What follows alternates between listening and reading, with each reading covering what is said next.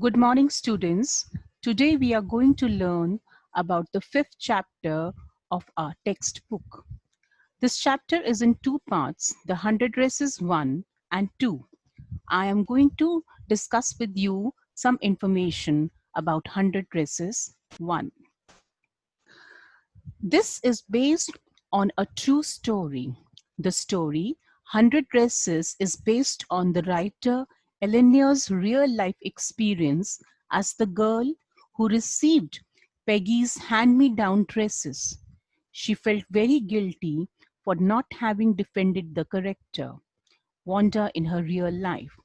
She wrote this story in order to alleviate her guilt and to encourage others to stand against bullies. There are three main characters in the story: Wanda Petnowski, Peggy, Madeline, who is known as Maddie, and their teacher, Miss Mason, also plays an important role in the story. In brief, I have given to you some points about all the three main characters, which we are going to learn as we discuss, we do the story.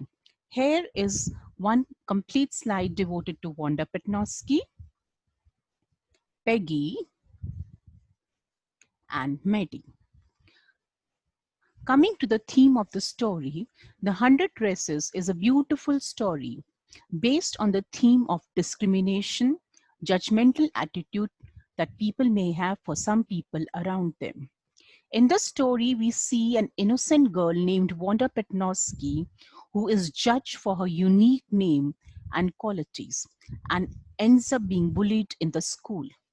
The main theme of the story is also about the act of forgiving someone's mistake, but this we will learn in 100 Dresses Part 2.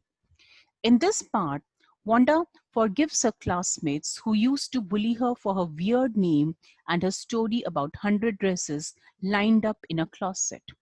The story ends with a letter written by the girls who bullied Wanda and their pleasant surprise about Wanda's artistic talent and her readiness to forgive. One of the most important message which the story has for us is that we should put an end to racial discrimination, which is one of the ills of the society and has an adverse effect on all the people. In the story, a Polish girl faces discrimination when she goes to school. There are a lot of instances in the story which shows how racism affects the social and personal lives. It also conveys to us that young students should not indulge in insensitive actions like mocking and jeering at those who are different. It is also important for us to acknowledge and accept each other with whatever differences they may have. Let us give Let us learn a brief summary of the story.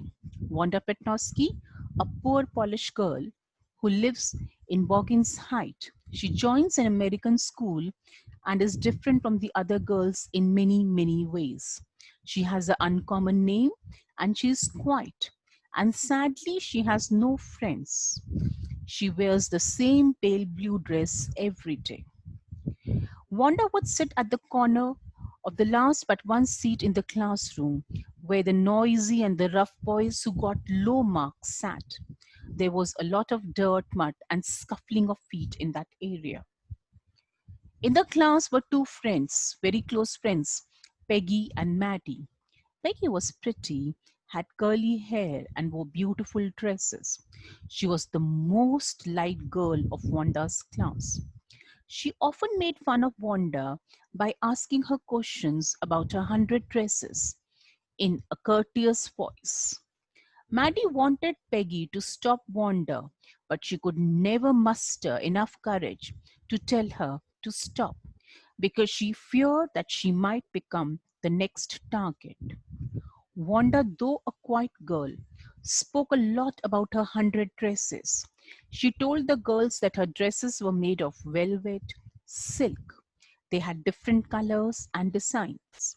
She especially mentioned two dresses, one blue with colored trimmings and other bright green with red sash. Wanda did not go to school but her absence was not noticed for the first 2 days. It was only on the third day that Peggy and Maddie, who missed the fun of laughing at her, waited for her at the corner of the Oliver Street where they used to meet her on their way to school. But Wanda did not turn up, and they got late for school. Next day it was drizzling. Peggy and Maddie did not wait for Wanda. They never wanted to be late for school today because today was important. It was the day the result of the competition was to be announced.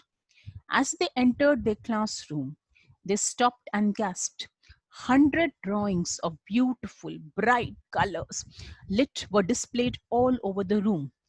Everyone who entered the room murmured in admiration.